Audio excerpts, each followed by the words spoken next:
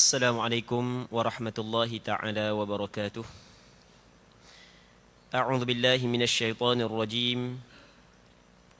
Bismillahirrahmanirrahim. Alhamdulillahi rabbil alamin. Wassalatu wassalamu ala asyrafil anbiya'i wal mursalin. Sayyidina Muhammadin wa ala alihi wa sahbihi ajma'in. اللهم رب اشرح لي صدري ويسر لي أمري واحلل عقدة من لساني يفقه قولي ولا حول ولا قوة إلا بالله العلي العظيم اللهم انفعنا بما علمتنا وعلمنا ما ينفعنا وعلمنا ما جهلنا وذكرنا ما نسينا اللهم يسر ولا تعسر رب تمم بالخير. InsyaAllah kita sambung balik pengajian kitab Bulughul Maram yang berkait dengan hadis hukum hakam yang dikarang dan disusun oleh Al-Imam Al-Hafidh Ahmad bin Ali bin Muhammad yang dikenali sebagai Imam Ibn Hajar Al-Asqalani, lahir pada tahun 773 Hijrah, wafat pada tahun 852 Hijrah, rahimahullahu subhanahu wa ta'ala, wa nafa'ana Allahu bi'ulumihi fid darain amin. Hadis yang ke-234, wa an Muawiyah bin al-Hakam radhiyallahu anhu qala Rasulullah sallallahu alaihi wasallam inna hadhihi as-salata la yasluhu fiha shay'un min kalamin nas innama huwa at-tasbih wa at-takbir wa qira'atul Quran, rawahu Muslim. Maksudnya, daripada seorang sahabat Rasulullah sallallahu alaihi wasallam namanya Muawiyah bin Hakam radhiyallahu taala anhu, dia berkata Rasulullah sallallahu alaihi wasallam pernah bersabda, sesungguhnya salat ini tidak patut di dalamnya sedikit pun daripada kalang manusia. Sesungguhnya ia adalah bertasbih, bertakbir dan membaca Al-Quran. Hadis riwayat Imam Muslim. Muslimin muslimat yang dirahmati oleh Allah Subhanahu wa taala. Kita masih lagi di dalam bab berkenaan dengan syarat sah sembahyang. Di antara syarat sah sembahyang adalah tidak boleh kita bercakap dalam sembahyang. Cakap dalam sembahyang tak boleh. Tapi hukum bercakap dalam sembahyang, muslimin muslimat yang dirahmati oleh Allah Subhanahu wa taala, hukum dia pada awal Islam adalah dibolehkan.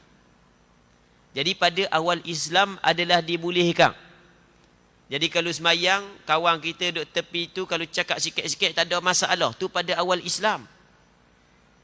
Maka kata Muawiyah bin Hakam, yang mana satu ketika dia mari sembahyang. Masa tu Muawiyah tak tahu lagi. Ingat kata boleh lagi cakap. Tengah-tengah sembahyang ada orang bersin. Ping, orang bersin. Lepas tu Muawiyah bin Hakam dikatakan yarhamukallah. Kan sunat kan? Semoga Allah Ta'ala merahmatimu.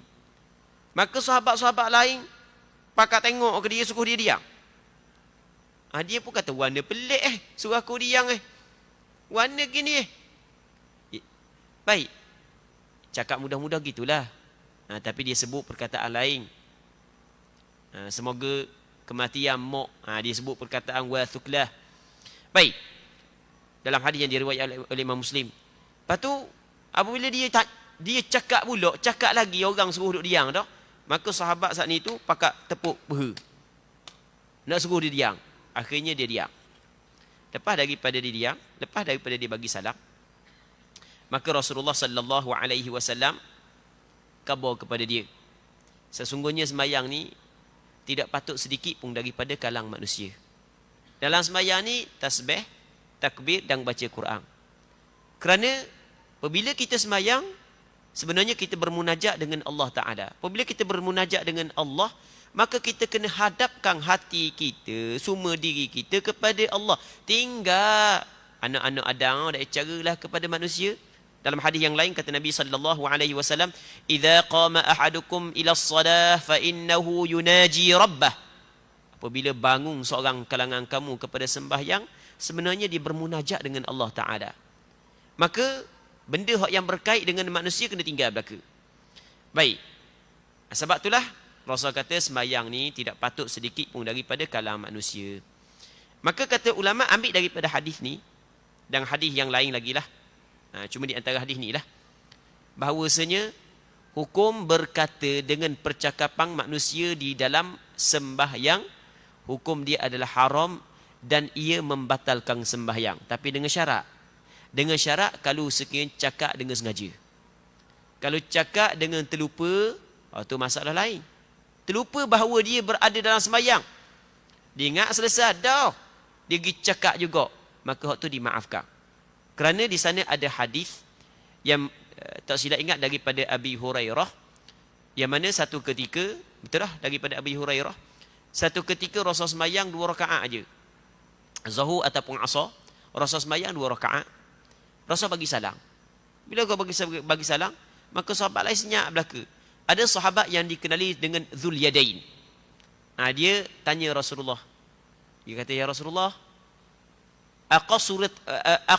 aqasuratis salatu am nasit?" Adakah sembahyang ni jadi kosor, jadi pendek ataupun melupa Rasulullah? Maka Rasulullah pun tanya sahabat dia, betul ke hak yang dikatakan oleh Dzul Yadain? Maka sahabat kata ya. Maka Rasulullah sallallahu alaihi wasallam bangun tambah sembahyang. Baik, maka kata ulama ambil daripada hadis ni bahawasanya seorang yang bercakap dia lupa ataupun dia ingat dia habis dah sembahyang, macam saat ni ingat habis dah sembahyang, rupanya dah habis lagi, maka ia dimaafkan. Jadi cakap dalam sembahyang, kata ulama kena tengok sengaja ke lupa. Kalau sengaja cakap sikit ke, cakap banyak ke, batal sembahyang kalau sengaja. Ataupun kalau selagi kalau lupa nanti kita akan bincang apa ni. Kita cerita semula. Dia cakap dalam sembahyang ni gini. Yang pertama cakap dengan sengaja, bukan dengan lupa. Dia sedar dia sembahyang tapi dia cakap juga. Adakah batal sembahyang? Kena tengok selagi. Dia tahu tak hukum. Kalau dia tahu hukum perbuatan tersebut membatalkan sembahyang, maka barulah batal sembahyang dia. Kalau dia tak tahu hukum sebab dia baru memeluk Islam, dia tak tahulah. Dalam bahasa Arab jahil, dalam bahasa kita tak tahu, ataupun dia hidup jauh daripada para alim ulama, maka dimaafkan walaupun dia cakap dengan sengaja dalam sembahyang. Dia jahil, kena ingat, jahil yang dimaafkan 2 sahaja, tu kena ingat. Selain daripada 2 ni tidak dimaafkan. Jahil yang dimaafkan di dalam melakukan kesilapan 2 sahaja. Yang pertamanya adalah qaribu ahdin bil Islam, baru memeluk Islam. Munasabahlah jahil, baru memeluk Islam. Yang keduanya adalah nasya'a ba'idan 'anil ulama. Dia hidup jauh daripada para alim ulama. Munasabahlah. Tapi zaman kita rasa payah dah nak cari hak yang masalah hidup jauh daripada para alim ulama. Masjid berkelilingan. Kalau jauh daripada masjid surau pun internet tau. Dalam YouTube dan seumpamanya ada orang mengajar, takkan tak boleh nak tengok benda tu. WhatsApp boleh main, Facebook boleh main, takkan benda tu nak tengok. Jadi kesimpulannya, benda kita nak khabar, kalau cakap dalam sembahyang dengan sengaja, sama ada sikit ataupun banyak, serta dia tahu hukum haram, maka ia membatalkan sembahyang dengan kesepakatan ulama tanpa ada khilaf. Okey, satu. Ijma' ulama. Yang kedua, kalau cakap dengan lupa dia dalam sembahyang. Dia lupa dia dalam sembahyang. Tak teringat. Dia sembahyang ramai-ramai. Kawan dia ni nebeng sangat, letak tangan masa duduk dalam qiyam. Orang buat sengit sikit je, buat sengit banyak tubik gitu. Hak duk mayang tepi dia, kau sujud lama. Jadi kawan ni bangun, nyewa Allah gitu tangan, kawan ni bangun ngejut tebak bahan ni di siku bunyi aduh, bunyi dalam sembahyang aduh gitu. Tanpa disengaja kan. Dah sakitan kan. Kalau sengaja tu lain. Bunyi aduh. Senyap aja dalam sembahyang. Okey, tanpa disengajakan, ia tak sedar di dalam sembahyang, tak ada masalah. Ataupun natah nak buat warna. Cakap kita latah kan, nak buat warna. Kalau sengaja tak boleh lah. Sengaja bangun, natah ni, tu tak boleh lah. Sengaja, batal sembahyang. Sakit kepala ni. Kadang-kadang ada juga orang gitu kan. Dia sebenarnya memanglah, kita sunat, kita benda letak tangan di atas pusat, di bawah dada, biar tangan kanan banyak berada di tubuh. Cakap kita sengit balik kiri kan, tapi sebenarnya hak yang sebetulnya benda tangan kanan banyak berada di tubuh berbanding tangan kiri. Tapi jangan banyak ngak. Jangan banyak ngak sakut orang ni. Main orang sembahyang tepi kita sakit semua pinggang bahan cocoh ni. Dahlah siku tajang. Tak boleh mengganggu orang, hukum dia adalah haram. Itu perlu kita kena tahu. Okey, benda yang kita nak khabar. Jadi kalau tidak disengajakan, maka ia dimaafkan. Kalau sengaja, maka sepakat ulama mengatakan batal sembahyang. Adakah tidak disengajakan, cakap banyak mana pun dimaafkan? Tak, kata ulama, tak. Hak yang tidak disengajakan, hak yang lupa, dia dimaafkan kalau sekiranya sikit. Banyak dah maaf kau. Sikit dimaafkan, banyak tak maaf. Dah sikit kira warna sikit, banyak kira warna. Sini ada sedikit perselisihan di kalangan ulama dalam mazhab Imam Syafi'i. Ada sebahagian ulama mazhab Imam Syafi'i dikata sikit ni 4 kalimah ke bawah. 4 kalimah maksudnya 4 kalimah 4 perkataan. Sebab dalam hadis yang mana ketika Dzul Yadain, dia ambil hadis Dzul Yadain itulah. Apabila Rasul bagi salam 2 rakaat, dia Dzul Yadain tanya Rasulullah, aqasuratis salatu, adakah sembahyang saat ni itu jadi pendek? Okey, am nasita, ataupun melupa Rasulullah 2. Lepas tu Rasulullah tanya sahabat, betul tak apa yang dikatakan oleh Dzul Yadain? 3. Maka sahabat kata, ya. Maka 4. Maka kata ulama, 4 tu dimaafkan. Ambil daripada hadis tersebut, lebih tidak dimaafkan. Namun sebahagian daripada ulama yang lain dalam mazhab Imam Syafi'i juga, dia kata lagu mana nang. Sebab di sana ada riwayat yang lain, Rasul kabar dulu, dua-dua tu tak ada. Maksud dia dua-dua tak ada. Qasar pun tak, lupa pun tak. Lepas tu, sahabat pun jawab, ada salah satu daripada keduanya. Maka Rasulullah tanya pula kepada sahabat, betul tak hak yang apa dikatakan oleh Dzul Yadain? Sahabat kata, ya. Maka di situ ada nang perkataan, nang kalimah, nang perkataan. Maka hanya sekadar nang ke bawah dimaafkan. Lebih tidak dimaafkan. Kalau cakap tu, cakap dengar telefon kat 5 minit dah cakap, tu tidak dimaafkan. Dia sembahyang 2 rakaat, cakap lebih kurang 5 minit dah, tiba-tiba baru sedar, baru 2 rakaat, maka kata ulama sembahyang dia batal, kena sembahyang semula. Okey, jadi kita kena tahu kadar sedikit, kadar banyak. Dalam hadis ni Rasulullah kata lagu mana? Rasulullah kata, la yasluhu fiha syai'un min kalamin nas. Tidak patut di dalamnya sedikit pun daripada kalam manusia. Okey, kita tengok orang belajar kaedah. Orang belajar kaedah, perkataan syai'un dipanggil isim nakirah. Allahu Rabbi. Dia sebenarnya Quran dan hadis adalah dalil kepada hukum hakam. Dalil dalam agama kita sandaran dia adalah Quran dan hadis. Tapi kita jangan ingat semua orang boleh faham Quran hadis dah. Bukan semua orang boleh faham Quran hadis. Dia ada kaedah-kaedah di dalam memahami Quran dan hadis itu sendiri. Okey, kita tengok Jadi Rasul katakan la yasluhu fiha syai'un min kalamin nas. Biarlah tak faham pun, nak sebut sikit aja. Sikit aja sebut. Ia perkataan syai'un dalam bahasa Arab dipanggil isim nakirah. Di isim nakirah, kalau sebelum daripada dia ada nafi, dia memberi faedah umum. Ataupun dalam kaedah yang disebut oleh ulama, an-nakiratu fi siyaqin nafi tufidul umum. Nakirah yang berada di dalam kawasan nafi, berada di halaman nafi, ia memberi faedah umum. Maksud dia, sesungguhnya sembahyang ni sedikit pun tidak patut daripada kalam manusia. Kalam manusia walaupun sikit tak boleh. Ustaz kata banyak sikit pun tak boleh. Punca daripada sikit pun tak boleh, ulama kata. Ulama bincang ni. Kalau kita tengok penyusunan kalimah di dalam kalam manusia, sekurang-kurangnya 2 huruf. Penyusunan kalimah Daripada kalang manusia, sekurang-kurangnya 2 huruf. Sebab huruf yang pertama untuk dimulakan ucapan, huruf yang kedua untuk diwakafkan. Kalau kaji dalam percakapan orang Arab, sekurang-kurang binaan kalimah adalah 2 huruf. Maka kata ulama, kalau bercakap dengan sengaja, 2 huruf, ia membatalkan sembahyang walaupun tidak beri faham. Walaupun tak faham. Kalau tak faham, kalau tubik 2 huruf, batal sembahyang. Contoh benda 2 huruf. 2 huruf kita kata sebagai contoh, kira boleh eja 2 huruf. Perkataan yang keluar daripada mulut kita boleh eja 2 huruf. Walaupun tidak memberi faham, maka ia membatalkan sembahyang. Sebab dalam hadis ni ada perkataan la yasluhu fiha syai'un min kalamin nas. Syai'un isi nakirah jatuh selepas daripada nafi. Ia memberi faedah umum. Sedikit pun tak boleh. Okey, 1. Bahkan kata ulama, kalau 1 huruf memberi faham juga tak boleh.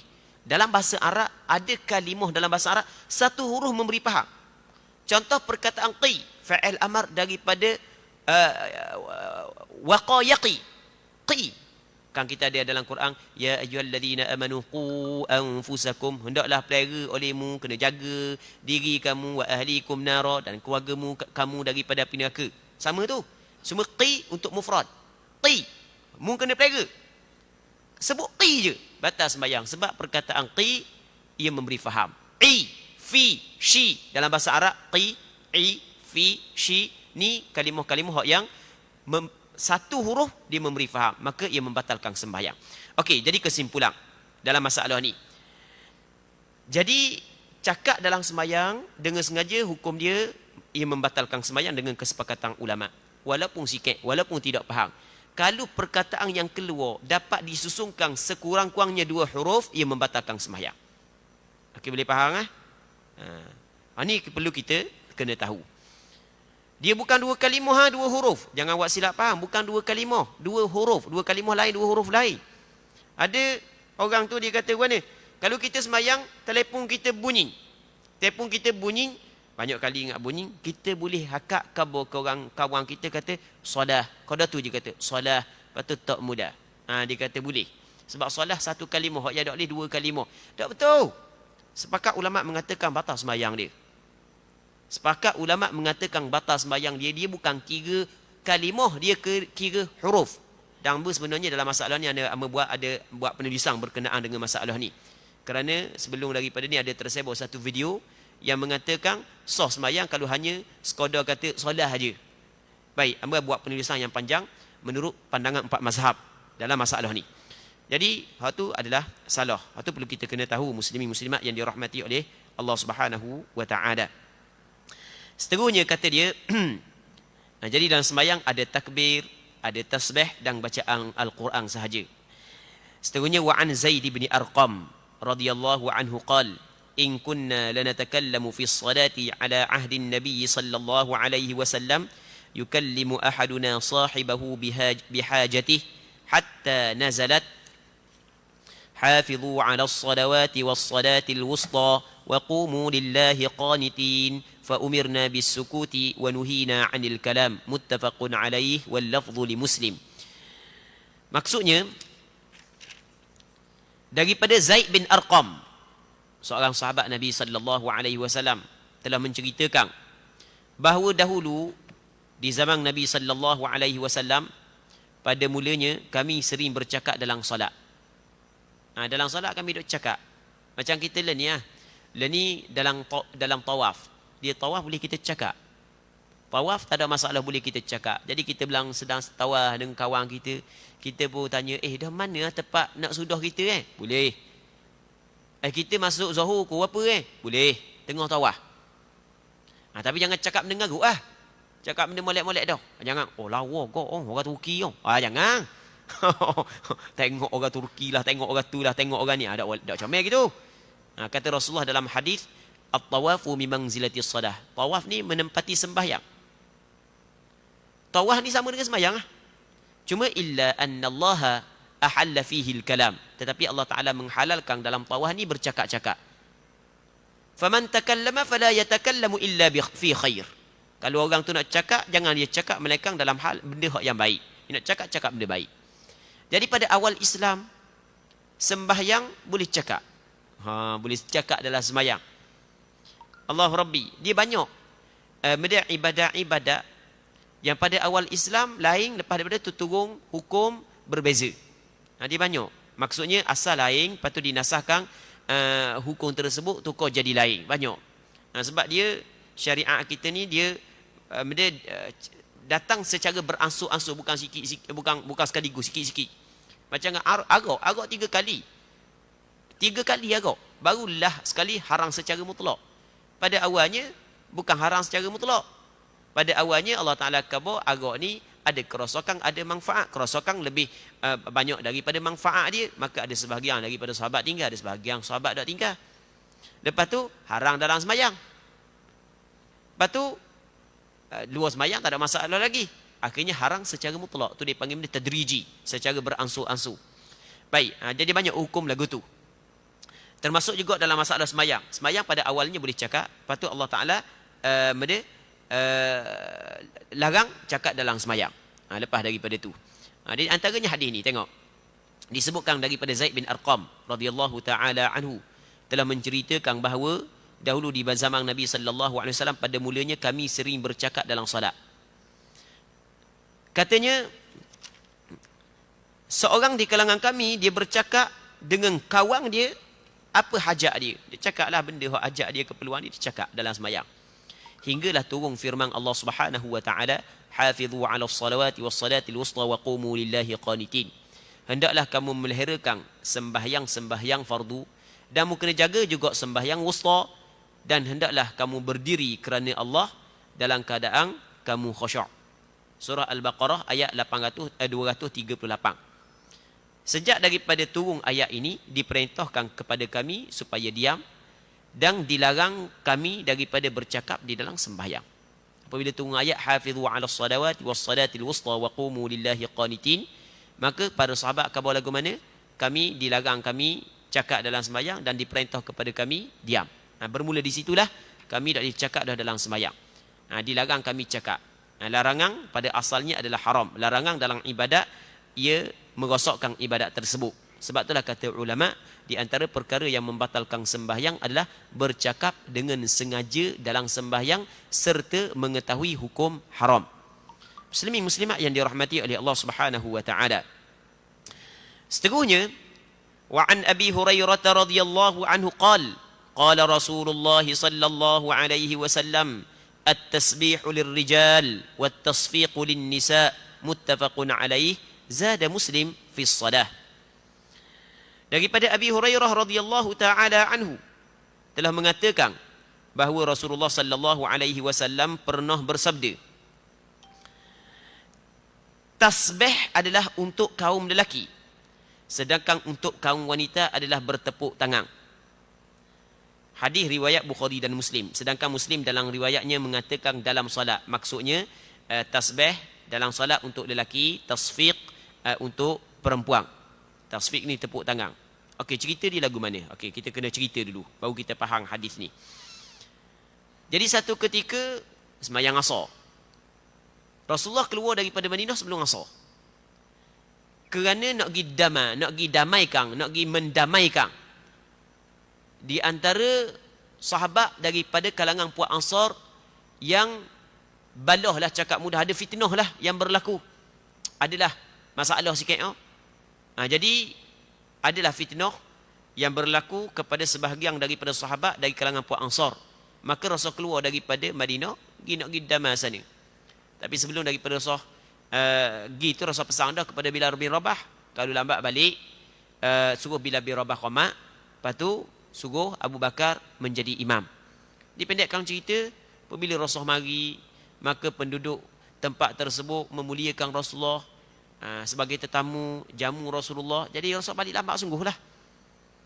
Baik, jadi bila Rabah pun qamat, suruh Abu Bakar menjadi imam. Dipendekkan cerita, Rasul apabila sapa di Masjid Nabawi, di masjid, Rasul terus celah sah sapa kok duduk belakang imam, belakang Abu Bakar As-Siddiq. Maka bila Rasul sapa duduk belakang, dia sahabat sebelum ni tidak pernah pun berlaku kalau Rasul ada orang lain jadi tu imam. Bahkan kalau Rasulullah ada, Rasulullah jadi tu imam. Okey, itu nak cerita je. Jadi tak ada pernah berlaku di zaman Rasulullah sahabat ataupun tidak pernah berlaku sebelum daripada itu apabila Rasul ada orang lain jadi tu imam. Bahkan kalau Rasul ada, Rasul jadi tu imam. Itu asalnya. Baik. Maka apabila Rasul duduk belakang, jadi sahabat pun isyarat kepada Abu Bakar bahawasanya Rasulullah ada. Ni pakai tepuk Tepuk khapah pakai bunyinya. Maka Abu Bakar pun toleh ke belakang, tengok Rasul ada. Maka Abu Bakar akad dua tangan, mengucap Alhamdulillah. Rasul isyarat supaya Abu Bakar duduk di tempat tu. Tetap Abu Bakar turun. Maka Rasulullah sallallahu alaihi wasallam ganti Abu Bakar. Okey. Dipendekkan cerita lepas daripada sembahyang. Rasul pun tanya Abu Bakar sebab anda aku suruh duduk, isyarat ada suruh duduk depan, tapi mengundur kat belakang. Lepas tu Abu Bakar pun jawab alasan dia. Lepas daripada tu Rasul tanya, dah apa duk tepuk kuat sangat? Duk bunyi popah-popah gitu. Cakap kita lah. Dan penuh kita khabar dah sebelum ni kan Rasul tak cakap Melayu pun. Ni kita cerita kat bahasa Melayu je. Takkan kita nak cerita kat bahasa Arab sesa. Okey, boleh faham kan? Rasul tak cakap gitu. Ni kita nak faham je cerita tu. Baik. Jadi maka Rasul kata lagu mana? At-tasbihu lirrijal, innamat tasfiqu lin-nisa. Orang lelaki kena ucap subhanallah. Manakala tepuk-tepuk tu orang puang. Okey, kata Rasulullah sallallahu alaihi wasallam khabar lagu tu. Maka majoriti ulama tolak mazhab Maliki saja. Majoriti ulama tolak mazhab Maliki saja. Kata lagu mana? Dalam sembahyang. Apabila ada benda yang kita nak tegur tu imam salah ke apa semua sekali tak kira lah. Maka bagi orang lelaki sunat dia kata subhanallah. Manakala orang puang sunat dia tepuk. Bahkan dalam hadis yang lain jelas Rasulullah suruh orang puang tepuk. Orang puang tepuk. Lagu mana cara tepuk? Ulama kata cara tepuk, kalau tepuk tapak tangan ke tapak tangan adalah tepuk dalam permainan. Jadi kalau orang puang nak main, dia tepuk tangan, tapak tangan kepada tapak tangan. Maka permainan tidak sesuai dimasukkan di dalam sembahyang. Maka sebab itu kata ulama, dak comel tepuk tangan, tapak tangan kepada tapak tangan dalam sembahyang. Dah cara lagu mana? Tepuk tapak tangan ke belakang tangan. Hak yang disebut dalam kitab fiqh lagu mana? Tapak tangan kanan, tepuk di atas belakang tangan kiri. Gitu orang puang. Jadi tu imam kalau bunyi kepah-kepah orang puang buat gitu tu, tahu tu ada kesilapan tu. Tu imam ada kesilapan tu. Tu imam, tapi jangan tu imam buat silap pula nak suruh orang puang tepuk. Jadi gitu. Tu salah, batal sembahyang. Okey. Jadi kalau bunyi kepah, bunyi kalau orang puang tepuk tu, ya tu. Ada tu imam buat silap tu, tu imam fikir benda silap dia. Okey, cakap mudah-mudah gitulah. Mana kau orang lelaki kena sebut benda subhanallah. Kalau tu imam buat silap, tu imam tambah rakaat. Subhanallah. Nanti kita kena jawab satu soalan baju teringat sebab dia ada satu soalan mana soalan dia? Soalan daripada ahli jemaah kita juga baru teringat bab tambah rakaat. Nanti kita akan jawab lagi. Baik. Jadi apabila tu imam melakukan kesilapan, kita kata subhanallah. Tu imam sujud sekali je. Subhanallah.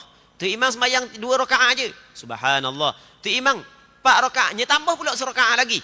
Kajing tu imam. Subhanallah. Okey, tu hak yang dituntut kepada lelaki. Ini pandangan majoriti ulama berpandukan kepada hadis ni. Muslimin muslimat yang dirahmati oleh Allah Subhanahu wa taala. Dah kalau sebalik, buat gana sebalik. Maksud dia sebalik. Wayak dah. Orang puang tasfik saja, tepuk je.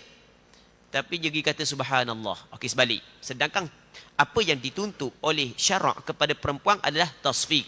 Tapi dia kata subhanallah. Orang lelaki hak suruh kata subhanallah tapi dia tepuk. Apakah hukum? Kata ulama, hukum tersebut makruh. Ia tidak membatalkan sembahyang melainkan apabila ada qasak masa tepuk bagi lelaki untuk main. Kalau qasak untuk main maka batal sembahyang. Kerana sembahyang bukanlah tempat kita nak main. Itu kita kena faham. Baik. Yang pertama, yang keduanya, jangan berturut-turut lebih daripada 3 kali ke atas. Ia membatalkan sembahyang bagi orang lelaki. Baik. Itu perlu kita kena tahu. Selagi, benda ni penting juga, yang perlu kita kena bincang, berkenaan dengan tepuk di luar sembahyang. Sebab dalam hadis ni, Rasul kata lagu mana? At-tasbihu lirrijal. Innamat tasfiqu lin-nisa. Okey, kita kena faham kaedah dulu.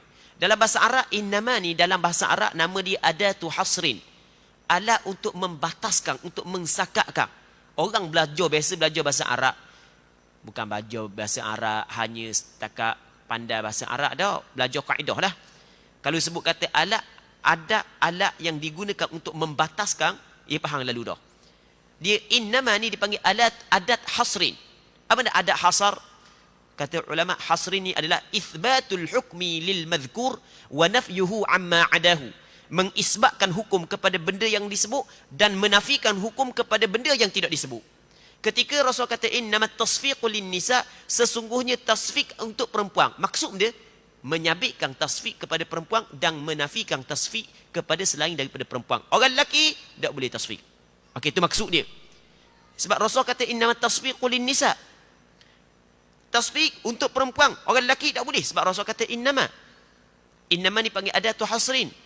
Dalam Alfiyah Imam Ibnu Malik menyebut wa ma bi illa au bi innaman hasar. Wa ma bi illa au bi innama in hasar. Ma selepas daripada di illa ataupun innama itulah dinamakan sebagai adatu hasrin. Baik. Jadi apabila Rasul kabul lagu tu sesungguhnya tasfik tepuk sana itu untuk perempuan, benda yang kita faham selain daripada perempuan tidak boleh tasfik. Okey, dalam sembahyang jelas hukum dilarang orang lelaki melakukan tasfik. Adapun di luar sembahyang lagu mana? Ni berlaku perbincangan yang panjang di kalangan ulama. Hak yang kita dah tepuk tangan. Luar sembahyang apakah hukum? Kalau orang puang tak apa. Orang lelaki masalah kita nak bincang orang lelaki. Ada 3 pandangan ulama. Pandangan yang pertama mengatakan haram. Di antaranya Imam Asy-Syaukani dalam kitab Nailul Awtar. Dia kata hadis ni di antara hadis yang menjadi dalil bahawasanya at-tasfiq lirijal haramun mutlaqa. Haram secara mutlak. Dan ada pandangan yang kedua mengatakan makruh. Dan pandangan yang ketiga mengatakan harus. Okey, ada 3 pandangan. Kita pun dah benda khilaf tak apalah. Dia betul benda khilaf tu tak apalah. Kalau khilaf tu khilaf mu'tabar. Tetapi kita kena tengok juga mana hak yang lebih baik untuk kita. Kita kena tengok mana hak yang lebih baik. Pandangan hak yang mengatakan tidak boleh tepuk tangan bagi orang lelaki di luar sembahyang, sandaran dia yang pertama hadis ni. Yang keduanya dalam Al-Quranul Karim ada ayat Allah Subhanahu wa taala berfirman, "Wa ma kana salatuhum 'indal baiti illa muka'an wa tasdiyah." Dan tidak adalah ibadat orang musyriki di sisi Kaabah melainkan siulang dan tepuk tangan. Itu ibadat dia. Ibadat orang musyriki di sisi Kaabah adalah siulang, bersiul. Dan tepuk tangan. Jadi tepuk tangan ni adalah ibadat adat yang dilakukan oleh orang musyriki. Maka tak comel, kita ikut. Okey, dalilnya lagi dia kata gini, dalam sembahyang, dalam ibadat, Rasulullah larang orang lelaki tepuk tangan. Sedangkan dalam ibadat benda penting, tegur tu imam, tapi Rasul larang. Dah kalau luar ibadat lebih aula lagi, lebih utama lagi, dak comel. Dah dalam ibadat pun tak boleh dah. Okey, ni dalil hak yang mengatakan benda haram ataupun makruh. Tapi ada juga pandangan sebahagian ulama yang mengatakan harus. Kerana ulama yang mengatakan harus dia bersandarkan kepada tidak ada dalil yang soreh, tidak ada dalil yang jelas yang melarang melakukan tepuk. Tapi okey, jadi kesimpulannya hukum tepuk tangan bagi lelaki di luar sembahyang, ulama berselisih kepada 3 pandangan. Ini secara ringkas je, kalau kita nak bincang panjang lagi. Ulama berselisih kepada 3 pandangan. Ada yang mengatakan haram, ada yang mengatakan makruh, dan ada yang mengatakan harus. Baik, jadi orang yang tepuk tangan tak ada masalah. Ada ulama yang mengatakan harus. Cuma orang tua-tua dulu ada juga, dia kata jangan tepuk tangan wang. Lama kang mu tepuk tangan syaitan beranak hak tu ngaruk tu. Hak tu tak ada lah. Hak tu ngaruk je. Hak tu ngaruk. Tepuk syaitan tak benda syaitan, tepuk tangan syaitan beranak. Mana tangan kita syaitan ke tangan kanan syaitan ke mana siapa tu beranak lalu syaitan Ni ada orang tua-tua dulu kan. Hak tu ngaruk je sebenarnya. Baik. Jadi kesimpulannya, walaupun ada ulama yang mengatakan harus, tapi kita dalam hal tepuk tangan kita janganlah mengguna secara teruk sangat dah. Sikit-sikit tak ada masalah lah. tapi jangan banyak-banyak sangat. Sebab benda tu ada khilaf di kalangan ulama. Sebaik-baiknya kita keluar daripada khilaf. Baik, hamba sendiri memang hamba tak minat lah tepuk tangan ni hamba tak minat. Mereka sikit-sikit pun hamba tepuk gini je. Tepuk sikit-sikit aje. Kita memang tak minat manalah tepuk tangan. Sebab kita nak keluar daripada khilaf ulama. Itu hak yang sebaik-baiknya. Tapi orang hak yang tepuk tidak menjadi masalah kerana masih lagi ada ulama mu'tabar yang mengatakan hukum dia adalah dibolehkan. Baik. Muslimin muslimat yang dirahmati oleh Allah Subhanahu wa taala.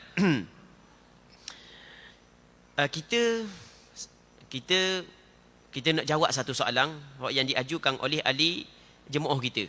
Dia kata ahli Masjid Putih juga ni, tanya apalah kita jawab dia ada dua soalan, cuma soalan yang kedua mudah faham. Soalan yang pertama bunyi digini. Biarlah kita berhenti situ baca kitab, kita jawab soalan sekejap. Sekiranya selepas pada rakaat keempat imam bangun menyambung rakaat seterusnya, kerana tidak ingat manakala makmum pada rakaat keempat telah duduk tahiyat akhir dan makmum menegur imam tersebut, lalu imam duduk tahiyat akhir. Imam sujud sawi manakala makmum tidak sujud sawi. Sedangkan makmum niat sembahyang ikut imam, sah tak solat? Dia cerita mana? Dia kata soalan gini ustaz. Dia kata sekarang ni sembahyang 4 rakaat, kita 3 sembahyang je 4 rakaat.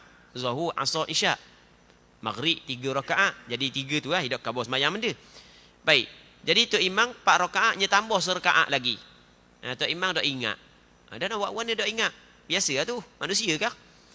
Baik, sekarang ni apabila tok imam dak ingat, tok imam salah menambahkan rakaat, benda hak yang makmum perlu buat, apa hak yang makmum perlu buat adalah tegur tok imam. Dah tegur mana? Tegur hak yang macam kita khabar tadi, kata Rasulullah, man nabahu syai'un fi salatihi falyusabbih. Kalau ada benda-benda berlaku dalam sembahyang dia ucap tasbih, dia pun subhanallah. Jadi apabila dia ucap subhanallah, tok imam pun turun. Okey, tok imam turun. Bila tok imam turun, maka kata ulama disunatkan imam sujud sahwi. Kerana dia sunat tok imam sujud sahwi kerana tok imam melakukan perkara yang membatalkan sembahyang kalau dibuat dengan sengaja. Tapi tok imam terlupa, dak batal sembahyang. Dia bangun tambah rakaat ni, tambah rukuk. Batal sembahyang kalau buat dengan sengaja.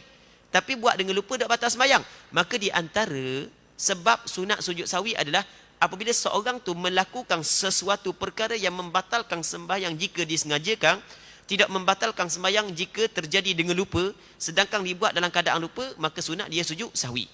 Okey, apabila sunat tok imam sujud sahwi, maka tok imam pun sujud sahwi. Sunat tok imam sujud sahwi, mungkin tok imam sujud, mungkin tok imam tak sujud. Kalau tok imam tak sujud, tak ada masalah lah kan. Ni tok imam sujud, tiba-tiba makmum tak sujud sahwi. Makmum kata, bukan aku buat salah, mung buat salah. Makmum. Tak ada alasan makmum. Aku tak buat salah pun, mung buat salah. Tapi tak cakap gitu, kalau cakap gitu batal. Cakap dalam hati, dah mung buat salah, mung tok imam sujud sahwi, aku tak mau sujud sahwi. Okey, apakah hukum? Okey, situ soalan dia. Yang pertama sekali kita kena tahu bahawasanya diwajibkan kepada makmum ikut imam. Tapi diwajibkan kepada makmum ikut imam ketika imam betul. Kalau imam salah tak boleh lah makmum ikut. Tok imam bangun rakaat yang ke-5, salah, makmum nak ikut tak boleh. Ikut dalam hal yang betul. Dalam hal yang salah tak boleh nak ikut. Baik. Jadi betul dah makmum saat ni tu dah ikut. Lepas tu apabila tok imam sujud sahwi, maka diwajibkan kepada makmum sujud sahwi. Sebab kata Rasulullah, innama ju'ilal imam liyutamma bih. Sesungguhnya dijadikan imam supaya diikut. Jadi apabila tok imam sujud sahwi, wajib kepada makmum sujud sahwi walaupun makmum tidak melakukan kesalahan. Kerana kecacatan sembahyang imam, dia menyerak kepada sembahyang makmum. Kecacatan sembahyang imam, dia kena juga kepada sembahyang makmum. Sebab makmum telah mengikatkan sembahyang dia dengan sembahyang imam. Kecacatan sembahyang imam kena sembahyang kepada makmum. Apabila tok imam sujud sahwi, maka wajib makmum sujud sahwi kerana mengikut imam. Tu kita kena tahu. Dan kalau makmum dak sujud sahwi sedangkan tok imam sujud sahwi, di asal hukum sujud sahwi sunat. Tapi bertukar menjadi wajib bagi makmum apabila tok imam sujud sahwi. Itu kita kena tahu. Kalau tok makmum dak sujud sahwi sedangkan tok imam sujud sahwi, kata ulama batal sembahyang makmum dengan syarat makmum tahu hukum. Kalau makmum tak tahu hukum, maka tak batal sembahyang. Orang kita hak yang buat, tok imam sujud sahwi, makmum tak sujud sahwi, dia tak tahu hukum, maka sembahyang dia tak batal. Sembahyang dia sah. Tak perlu dia ulang balik. Kalau dia tahu hukum, tahu dah batal semayang dia, tu imam sujud, dia tak sujud, maka dia tahu dah buat lagu tu salah, batal semayang. Tu imam sujud, kita tak ada sujud, maka jelah batal semayang. Tapi orang kita tak ada buat lagu tu, tahu batal semayang, tak buat dah. Tahu batal semayang, tak pasal-pasal kena semayang mula. Hak nak semayang kali pertama pun susah dah. Nak semayang mula pula. Betul tak gitu? Okey. Okey, itu soalan yang pertama. Soalan yang kedua pun tak faham. Dia kata pada bulan Ramadan, jika kita minum air mani seperti air teh, melo dan air bergeh sewaktu menunaikan salat tarawih, apakah hukumnya jika kita minum sepanjang bulan Ramadan 30 hari? Apa tak tahu soalan ni? Ni nak tanya minum air tu boleh ke tak 30 hari? Kalau dia ada sakit, kena tanya doktor. Bukan tanya hamba. Tak tahu, hamba tak faham soalan ni. Jadi soalan yang kedua hamba tidak faham. Jadi hamba nak jawab. Jadi cukup hamba jawab untuk soalan yang pertama sahaja. Muslimin muslimat yang dirahmati oleh Allah Subhanahu wa taala, kita tak ada masa dah.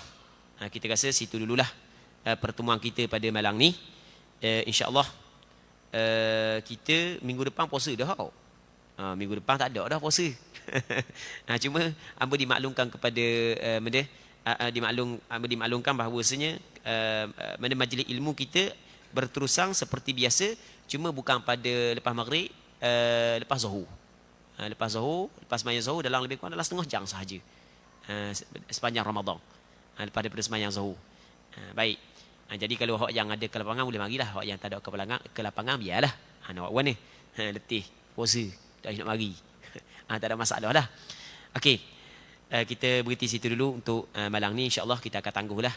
Kalau dipanjangkan umur lepas raya kita sambung balik untuk pengajian di antara maghrib dengan isyak ni. Kita berdoa kepada Allah Subhanahu wa taala agar Allah Subhanahu wa taala memberi manfaat kepada kita di atas perbincangan yang kita bincang pada malam ni, dan semoga Allah Subhanahu wa taala memberi keberkatan kepada kita dan majlis ilmu yang kita adakan pada malam yang mulia ini. Wallahu Subhanahu wa taala a'la wa a'lam. Allahumma haqqiqna bi ittiba'i nabiyyika Muhammadin sallallahu alaihi wasallam zahiran wa batina. اللهم اجعلنا ممن يستمعون القول فيتبعون أحسنه. اللهم إنا نسألك الإخلاص في القول والعمل. اللهم إنا نسألك الإخلاص في القول والعمل. اللهم إنا نسألك الإخلاص في القول والعمل. وصلى الله وسلم وبارك على سيدنا ومولانا محمد وعلى آله وصحبه أجمعين والحمد لله رب العالمين.